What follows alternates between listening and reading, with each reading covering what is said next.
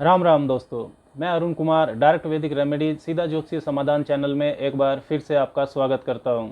दोस्तों, आज चर्चा करेंगे बुधादित्य योग की, सूर्य बुध की युति की, understanding of Budhaditya yoga, sun and Mercury conjunction in your horoscope. Budha का मतलब है बुध और आदित्य सूर्य का ही दूसरा नाम है। ज्योतिष में सूर्य बुध की युति यानी सूर्य और बुध का कुंडली के एक भाव में बैठना बुधादित्य योग कहलाता है। बुधादित्य योग को राजयोग कारक माना जाता है, मतलब पद और प्रतिष्ठा को देने वाला योग। पद प्रतिष्ठा से फिर धन भी आ ही जाता है।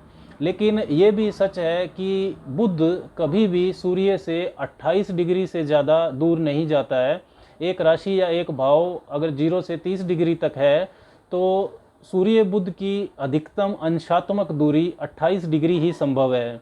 मतलब कुंडली में सूर्य या बुध या तो आपको एक साथ एक भाव में ही दिखेंगे या एक भाव आगे पीछे होंगे। बुध इससे ज़्यादा दूर सूर्य से कभी नहीं जाता है।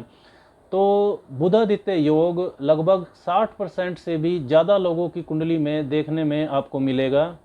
परंतु सभी लोगों को जिनकी कुंडली में बुधादित्य योग होता है, पद प्रतिष्ठा का सुख उन्हें मिले ऐसा देखने में नहीं आता है। कई पैमानों पर इस योग को परखा जाना चाहिए।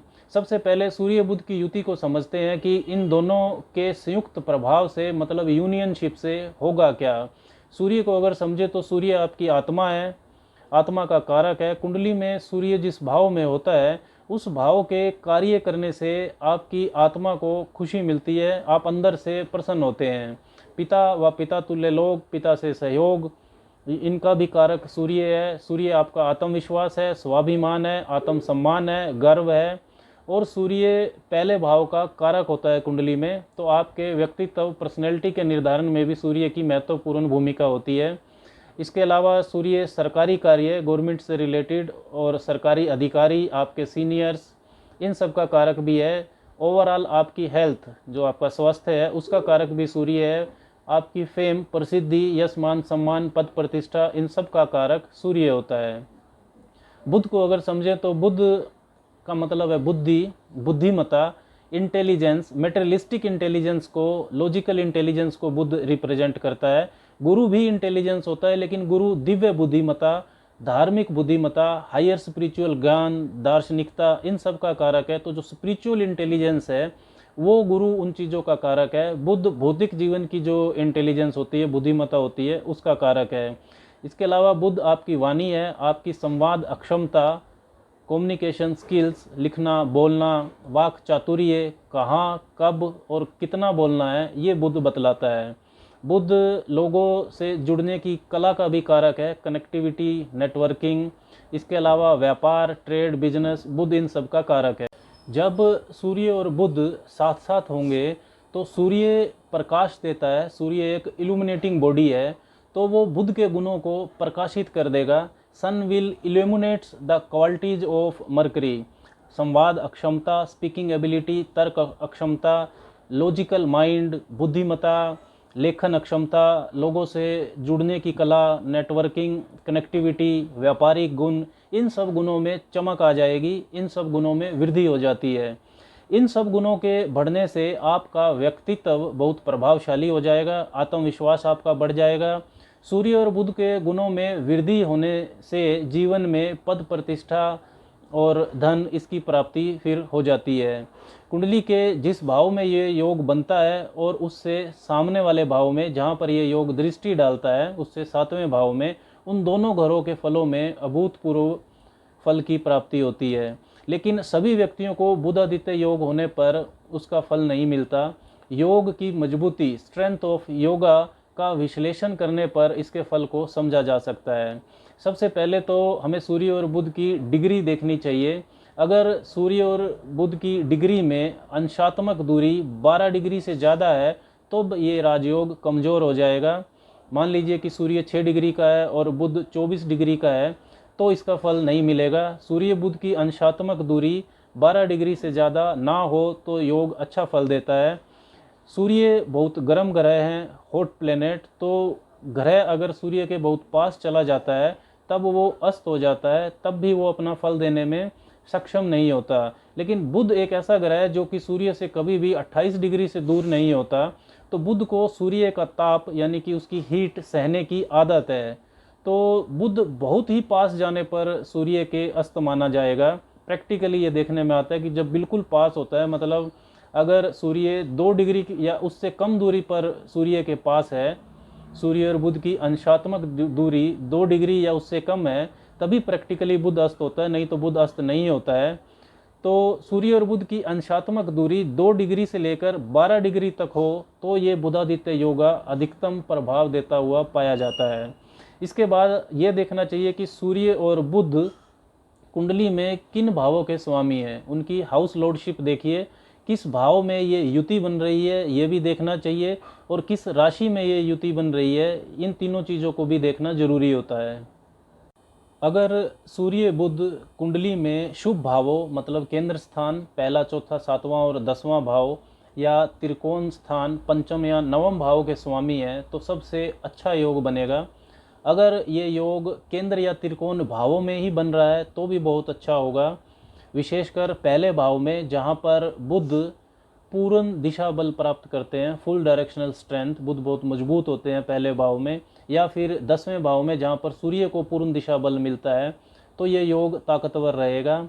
अगर ये योग सूर्य बुध की मित्र राशियों मतलब अच्छी राशियों में बने, जहाँ पर सूर्य और बुध कंफर्टेबल हों, अपना फल देने में सक्षम हो, तो और भी अच्छा है।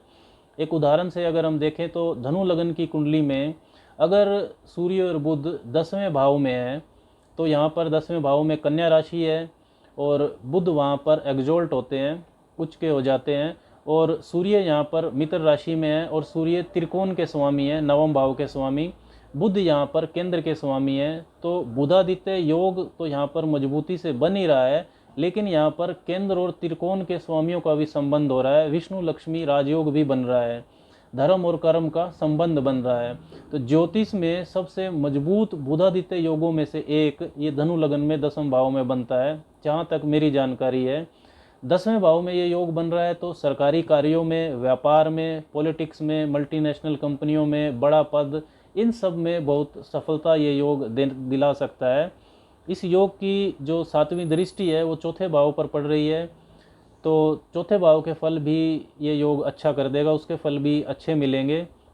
लेकिन अगर यही योग इसी कुंडली में अगर 11वें भाव में बन रहा हो, तो वहाँ पर क्योंकि तुला राशि है, बुध वहाँ पर मित्र राशि में हो जाएंगे, लेकिन सूर्य नीच के हो जाएंगे। और अगर यही योग मान लीजिए कि चौथे भाव में बन रहा हो, तो वहाँ पर बुध नीच के हो जाएंगे और सूर्य वहाँ पर जलीय राशि में दिशा बलहीन होकर ये फिर इतना मजबूत योग नहीं रह जाएगा। अगर चौथे भाव में बने या 11वें भाव में बने तो योग बहुत कमज़ोर हो जाएगा।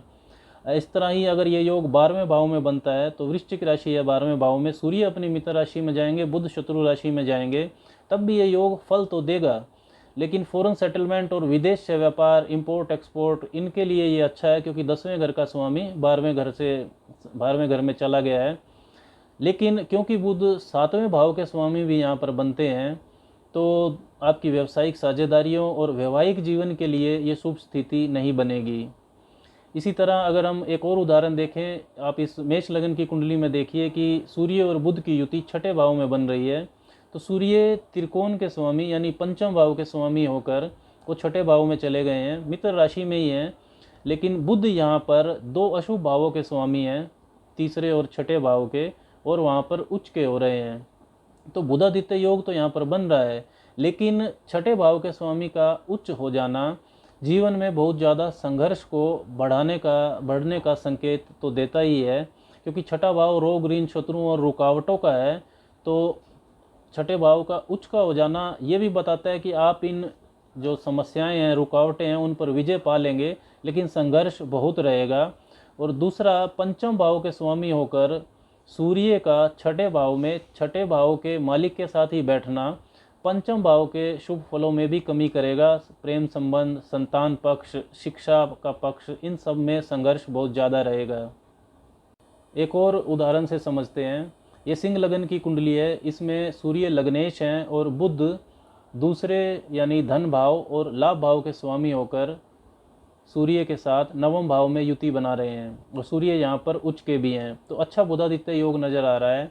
लेकिन ये जिस भाव में बना हुआ है यानी कि 9वें भाव में, उसमें मेष राशि है और मेष राशि का स्वामी यानी कि सूर्य और बुध का राशि स्वामी डिस्पोजिटर वो नीच का हो रहा है 12वें भाव में मंगल। तो जब राशि का स्वामी जिसमें सूर्य और बुध बैठे हैं वो नीच का हो जाएगा, तब भी ये सूर्य बुध का जो बुधादित्य योग है ये अपना फल देने में सक्षम नहीं होगा, क्योंकि 9वें भाव की जो नींव है, फाउंडेशन, वो ही कमज़ोर है। भाव का रख रखाव और मैनेजमेंट प्रबंधन करने वाला भाव स्वामी मंगल नीच का है, तो उसमें ताकत नहीं है। इसी तरह ये वृष लगन की कुंडली देखिए, इसमें सूर्य और बुध का बुधादित्य योग बना हुआ है कुंभ राशि में 10वें भाव में। यहाँ पर केंद्र और त्रिकोण का संबंध भी बन रहा है। दूसरे और 5वें भाव का स्वामी है बुध और सूर्य चौथे भाव के स्वामी हैं। लेकिन यहाँ पर जो कुंभ राशि के स्वामी हैं यानी कि सूर्य और बुध के जो डिस्पोजिटर हैं वो शनि लगन में ही मित्र राशि में मजबूत स्थिति में है। तो इस जो ये 10वां भाव है यहाँ पर, इसकी नींव मजबूत है, तो यहाँ पर ये बुधादित्य योग अपना फल मजबूती से दिखाएगा, क्योंकि भाव का स्वामी मजबूत है। भाव की जो मजबूती है वो शनि की मजबूती से और मजबूत हो रही है।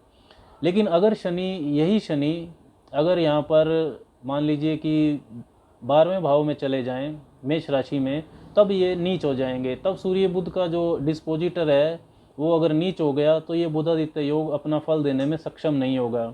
इस तरह बुधादित्य योग में सूर्य और बुध का जो राशि स्वामी है, डिस्पोजिटर है, उसकी स्थिति को भी जरूर देखना चाहिए। तो दोस्तों, सूर्य बुध का जो भाव स्वामित्व है यानी कि हाउस लॉर्डशिप, इसके अलावा सूर्य बुध का भाव बल, राशि बल, किस भाव में किस राशि में ये योग बन रहा है, सूर्य बुध जिस राशि में है उसका स्वामी की मजबूती यानी डिस्पोजिटर की स्ट्रेंथ, ये सब जरूर देखना चाहिए बुधादित्य योग को जज करते समय डिग्री देखने के बाद। इसके अलावा जब आपने ये सब चीज़ें जज कर ली और सूर्य और बुध का जो ये योग है आपको मजबूत दिखाई दे रहा है, तब सूर्य और बुध की मजबूती नवमांश में भी देखनी चाहिए D9 चार्ट में। अगर मान लीजिए कि सूर्य लगन कुंडली में आपको मेष राशि में उच्च के दिखाई दे रहे हैं और नवमांश में वो नीच हो रहे हैं, तो फाइनली वो अपना फल नहीं दे पाएंगे, तो वहाँ पर सूर्य कमज़ोर हो जाएगा। और जो D9 कुंडली है, नवमांश कुंडली, ये वास्तव में जो ग्रह का जो रियल बल है वो बतलाती है, true potential of a planet.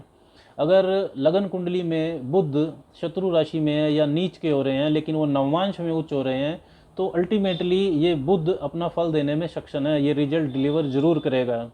तो इस तरह दोस्तों D1 और D9 दोनों के अंदर सूर्य और बुध का भाव बल और राशि बल को चेक करना चाहिए। ना सिर्फ बुधादित्य योग बल्कि ज्योतिष में जो जितने भी योग हैं उन सभी योगों को इसी तरीके से जज किया जाता है, इन्हीं बातों पर परखा जाता है। इसीलिए बुधादित्य योग बहुत ज़्यादा व्यक्तियों की कुंडलियों में पाए जाने के बावजूद भी जो इसकी पद और प्रतिष्ठा देने का फल है वो बहुत से कम लोगों को मिलता है। आज के लिए बस इतना ही। राम राम।